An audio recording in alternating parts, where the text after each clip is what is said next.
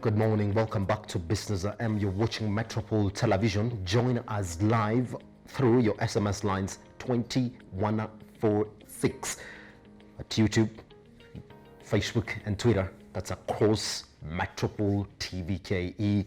Get to be part of the conversation. The question this morning is that are you aware that your inflation numbers are already at 6.4% as you start March 2020? Collins is in the studio this morning. He's going to help us understand exactly how you make sense of the numbers and the biggest issues that are taking center stage within the economy this morning.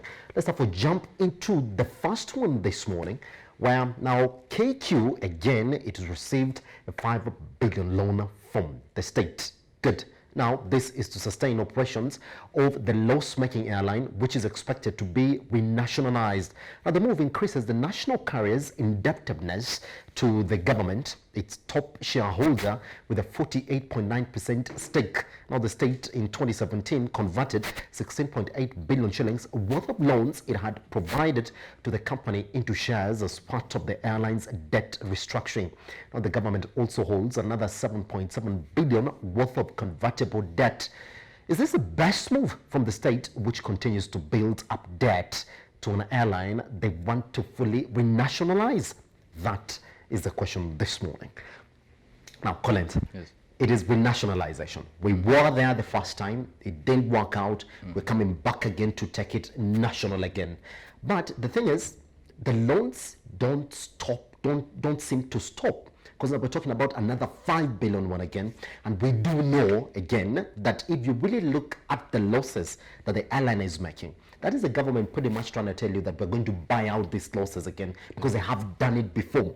They converted the 16.8 losses prior to that, when they realized that the loans of given the airline were not coming to nothing, into shares. Now you have two scenarios here. Number one, there's an airline that's making losses and you want to renationalize it, so you gotta give it money, of course, if it's gonna be yours. Number two, you are stuck on getting money to first give the shareholders of the national airline. The numbers are not even out. We don't even know how much they're going to value the stake of the shareholders now in this company. Should we be talking about, number one, giving it money, or number two, first getting the money to give out the shareholders? What should be the first thing that we are talking about here as concerns KQ? Thank you so much for having me. I think with this airline, the problem is bigger than just giving it loans. And this 5 billion is going to help in repairing engines. Yes. That what is normally supposed to be done after every 8 years is going to be done with this 5 billion. But then I think problems of KQ are beyond just giving it loans. As much as government keeps pumping money into KQ, we are going to take a long time to see substantive progress coming out of that airline. I think for me, the government should value what the shareholders are holding in that company, and now buy it fully, because from this 5 billion, it will keep converting the loans into shares. And as it stands now, they have a 48.7, I think, shares stake. and stake, and they are highest shareholders. So you expect them to keep doing that in a bid to push away the shareholders. But it's going to be so unfair for the shareholders. So the government should now value what the shareholders have, the stake the shareholders have in that company, and then now buy it fully. But then in now restructuring and making sure that KQ as an airline does good compared to other airlines. I mean, it's a whole process. It has to start from customer satisfaction to even the employees. You saw the other day what happened to one of the employees who had to be fired for a thing that is totally an illegality. I mean, even in law, you are not supposed to suspend someone in those lines, that you're suspending someone and you're not paying them. I mean, it's so unrealistic. What someone was doing as a whistleblower turned out to be apparently illegal, terrorism act. And I want to believe these are more of the things that are happening at the airline. A lot of customers are really dissatisfied and demoralized from what is happening there. And so it's not about investing money, it's not about changing the leadership at the helm of the airline. It's beyond that. It's beyond that, isn't it? Now, the two scenarios for KQ right now, they're looking at getting the money that's supposed to go into their shareholders. Like, because we're talking about buying out all the other stakes, and KLM is actually among those leading ones. it's been a long time since now the only talk for renationalization of the airline was actually propped up. Like that's the only solution that we're actually looking at when we're talking about KQ.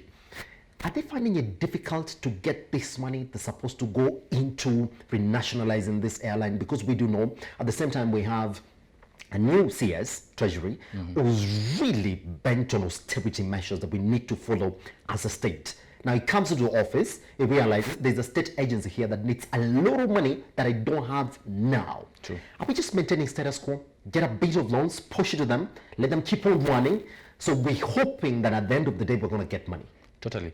And also, I think it's a wise decision because one, you don't want to buy something that you clearly seeing it's struggling. Yes. And for the longest time possible, I think we've been saying that for KQ to do better, we have to have tax waivers for KQ. Because as much as you're giving them loans, you are equally taxing them. And so you understand this company is suffering at its state that it is in now, that they require money to do repairs, basic repairs for the engines. They require money from you. They have a lot of fleets that are running at a loss because we're having fleets doing, I don't know, planes going to other countries that we are not seeing even tangible results back to the nation. And so that's why I want to believe the country is still buying time with this airline. But then you still don't want to see the pride of the country going to waste. And so that's why they'd keep giving them money in a hope that the more they give them loans to sustain themselves in the fullness of time, they'll be able to transform all these loans into shares, and at the end of it, they'll be able to push away the shareholders and then value them and give them what they're supposed to be given, and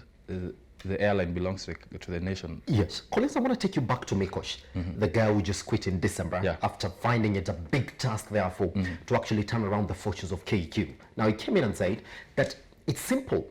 That's what he said at first time. I'm just going to pretty much look at what the airline needs, what it misses, then fix it in the sense that I'm going to merger it with KAA. All right?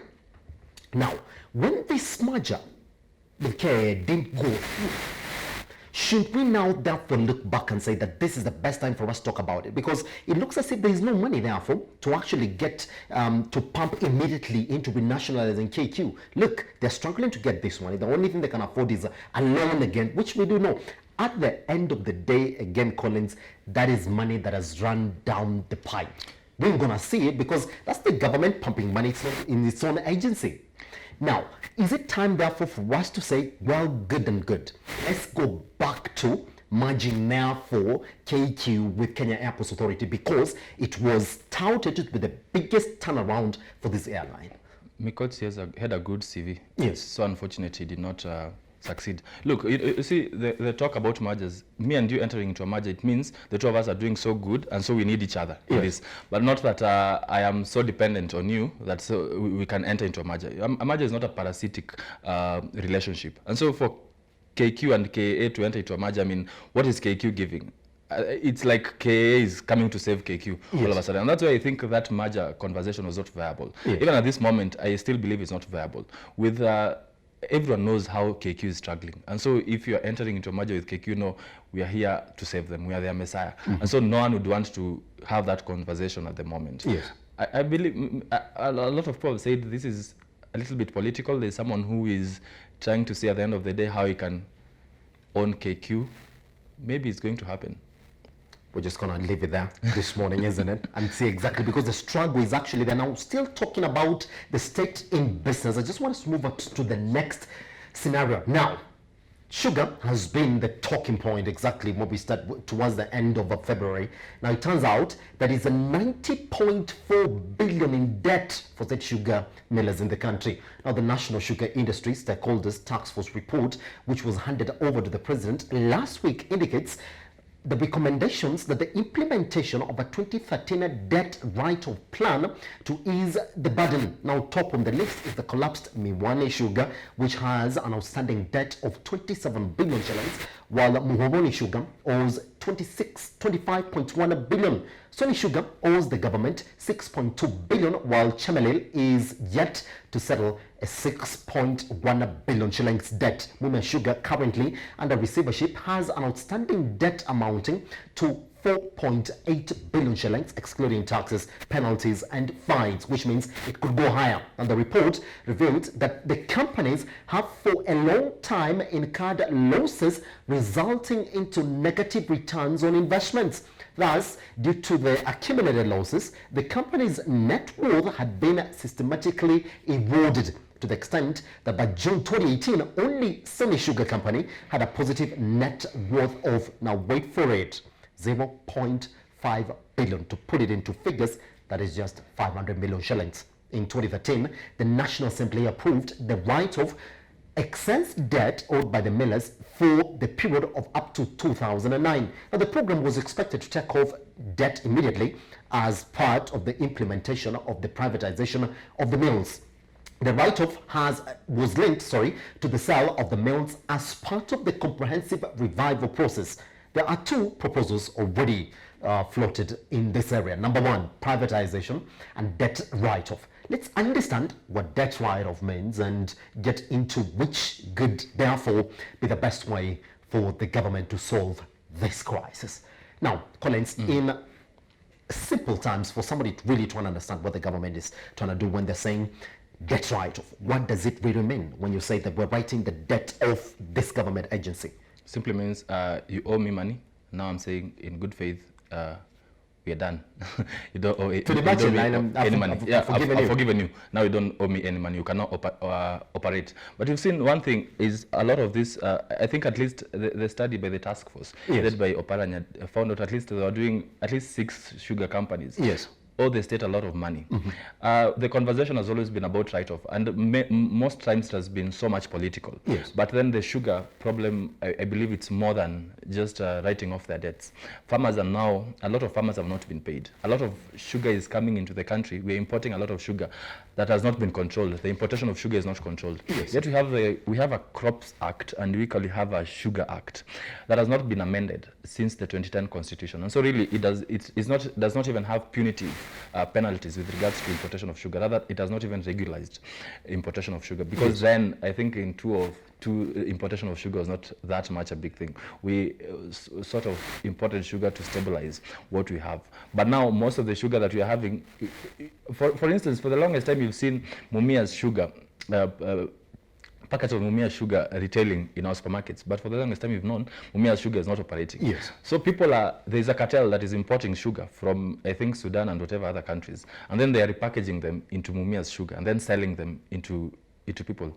We've still had instances where we've been told that we are consuming mercury in the tea that we're having. Yes. So really, the sugar industry is beyond that, just writing off their debts. But for me, I'd go with privatization. Yes. After you've written off their debts, invite investors to take over these companies. Get into that. But it doesn't seem like it's easy, Collins, from what you said this morning. And I want to talk to you about an agency, a commission called the Privatization Commission of Kenya. Since inception, you're going to realize that it's only managed one privatization in the country as we do of it, Collins. It is the Kenya Wines Agency. Other than that, zero. Because really, the state corporations that you want to privatize are not doing good to even invite investors to invest in them. For instance, even if now you want an investor to invest in a sugar industry, I mean, farmers have given up planting sugarcane.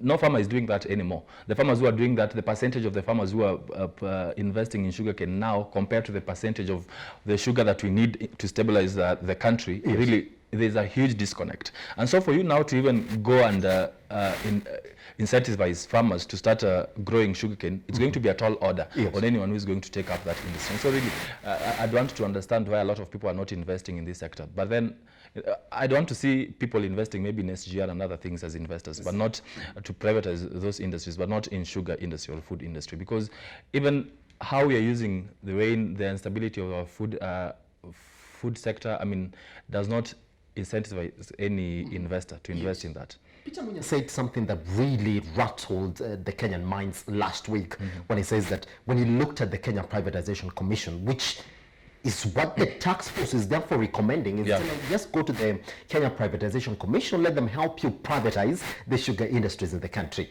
Good. Peter Munya says, well, these guys have done zero since they were actually introduced within the Kenyan economy. So for us, we have to find ways therefore, to privatize the sugar companies without necessarily having to go through the Kenya Privatization Commission. What is Peter Munya trying to tell us? Because according to law, you cannot privatize a government agency without passing through the Kenya Privatization Commission. Totally. Now, Peter Munya is telling us they're looking for ways, therefore, to privatize these companies on a matter of urgency. Is there anything within law that says that this is going to surpass law because it's a matter of urgency? Okay, there are instances in law where you have to surpass something. They say that which is necessary is legal. But really, this one is not necessary. And so it's not legal. Is it a matter of urgency? This one is not a matter of urgency. But there are other instances where things are matters of urgency. And so we have to surpass law, and we'll come back and the law will accept because it was necessary. But in this one, no. You know, Peter Munya is forgetting that an important aspect. And I don't know why ministers and the CSs who are coming into this docket are really failing me. If it was not a Kiunjuri, now it is Peter Munya. Look, the function of the Kenya Privatization Commission is to facilitate privatization of any state corporation into private. But look, they're not going to force you to privatize something if investors are not there. If investors are not interested in this company, they're not going to force you. Maybe they've listed companies up for privatization. I think it was in 2017 or 2016 that a lot of companies were listed for possible privatization. But then nothing ever took nothing ever set off. Not because the commission is not doing anything, because there is no one to privatize to. I mean, if your function is to facilitate something and to oversee that there is a seamless privatization in this sector, and then you don't have people who are owning up, who are willing to privatize too, I mean, it's not because of you that people are not coming out. It's because of the economy is not doing well. So you're not going to blame a commission that is established in the constitution to do a certain mandate for not doing its mandate, for not seeing results from the operations. Yeah.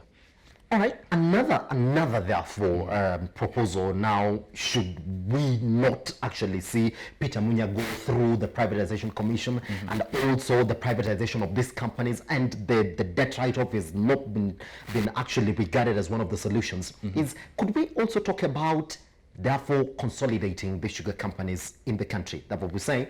Let's go all the way from Miwani to Mumias to the Muhoronids and Zoeas, and then make them one company with a bigger stake therefore, which means that if you merge their balance sheets, then you're going to have a lesser negative result that you're fighting for as a government, as opposed to fighting 90.4 billion shillings at once. I'd really have loved to see such a scenario playing out. But really, to be honest, I think even in these sugar companies, it's political, because even communities take pride in them. You're not going to tell people who are living in Awendo that now all of us have consolidated into one function. You know, people living in Awendo who take pride in Sony Sugar, they have that element of ownership. That Sony Sugar is ours. But now you're telling them all this belong to one umbrella body called, maybe you say Metropole Sugar Company. Now everyone, whether you are operating in Sony Sugar, whether you're operating in Awendo, whether you're operating in Chemelil, all of you fall under this one umbrella. It's going to be so impractical, even for the leaders of those communities, to accept such an idea. But realistically, it's going to be a very important idea, so that we have one place where we are saying, if we're investing money, we're investing money into this. But then, even if we are going to do that, there are, in these 6 companies that we're having, sugar companies that we're having, now a lot of, for instance, if you're talking about Sony Sugar, because I think that is the one that is at least the one that has like doing something. You're not going to tell people living in Miwani that who have not been investing in sugar, that now start investing in sugar, because we're having a revitalized system where everyone is investing in this one entity. You've not given them, even if it's going to be issuance of fertilizers and issues of seedlings to these people, I mean, it's going to be a tall order on the government or whoever is going to foresee that to happen. You're going to now to start convincing this people in Miwani to invest in their company, because now it's under one umbrella body. I feel like it's still going, it's better for them to be like that, people to take ownership at those local levels and to promote farmers. Because there was a time, I think, farmers who are trying to take sugar to Mumias, farmers from another county, I think it's Chemelil, who are trying to take their sugar to Mumias, and it was a big thing. I mean, the locals that in Mumias refused them to take their sugar there, because they believe if this is our industry, this is our company, then only the farmers from this side should be taking their sugar here. Yes. So it's a whole big thing. But then with regards to economically, I think that should be a viable means to take. Pretty much. Now, we do know exactly what the government normally says, that they need to be in those critical areas for the economy. That's why we're seeing them struggle with KQ. That's why we're seeing them struggle with transport and the health sector within the country. Now, is it not therefore confusing, Collins, when they say they want to start treating sugar as a basic food commodity, which pretty much means they have to be in the business of that? Yes, because that's what they say, like we're going to exempt VAT from sugar and add just a certain levy therefore to go into sugarcane research, factory development and infrastructure around those sugar producing belts within the country. Therefore, is it not confusing, therefore, when they tell us that we can't leave the private sector alone to play within this area, when in reality the only plan they see foreseeable around this is to privatize this sugar owned, this state-owned sugar companies? Therefore, is it not confusing what they want? How do you therefore push a lot of regulation into an industry when which in reality you don't play within? And really, it's going to be so impossible. It's going to be so hard for the government. I've read the recommendations, and even the part for the levy part, where they are saying they are recommending an introduction of levies to consumers of sugar, so that these levies can incentivize farmers to invest in sugarcane farming. At the end of it, at one point, they were, in that line, they were really pursuing these companies being owned by the state, and then finally they are saying privatize this company, and so there was a huge disconnect. There's a disconnect there, isn't it? Yeah, and I've seen Kenya growers, Kenya farmers, Kenya sugarcane growers, something SACCO and another SACCO in Dibakol now. They are saying they're in contest. One is saying privatize, one is saying they're in dispute of these recommendations from the task force, really, and they come from those sugar industry companies. One is saying that the task force only went to Chemelil Sugar to conduct their survey, and they were chased away by Chemelil Sugar farmers. The other one is saying the research that has been recommended is viable, and so you fail to understand. Did you fail to have stakeholders engagement at this level? Yes. For you to see two key circles, rather circles that are involved in sugarcane industry coming out to fight publicly out of these recommendations. Out of these findings by the task force, it tells you something. Even in how you read the recommendations by the task force, you're yet to really decide what is this task force recommending. What are they recommending, isn't it? But to speak, and I think it's because this task force was headed by two people. One of them left, and so it is hard to say when Kiunjuri left, his recommendations were not taken into consideration. But really, I think even as the president is trying to look at how to implement this task force report, for me it would be to go the way of privatization. But then it's going to be a huge political thing with regards to people in Mumias and regards to the leaders from Western. You've seen how they've been so much vocal with regards to, they even disowned the report before it was released. And I think a team led by Boni Kalwale was saying the report is sham even before it was released. So it really boils down to whether we had stakeholders' involvement at that level.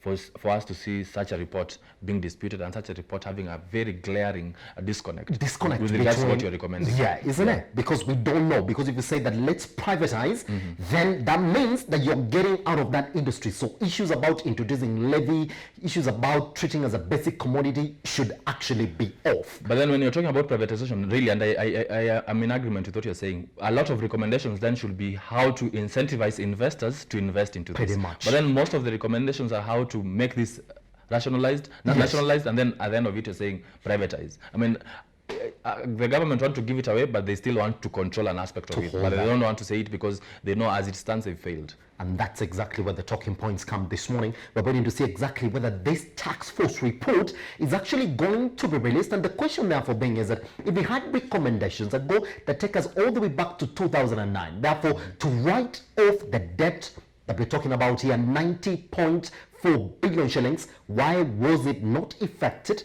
What factors are at play here, and which is the way to go for the sugar industry in the country as we do know of it? We're going to take a short break, but once we come back, SGR matters and inflation numbers also hit us right here, right now on Business AM. Get involved 2146 at Metropole TVKE across all your social media platforms. Let's take that break, Richie.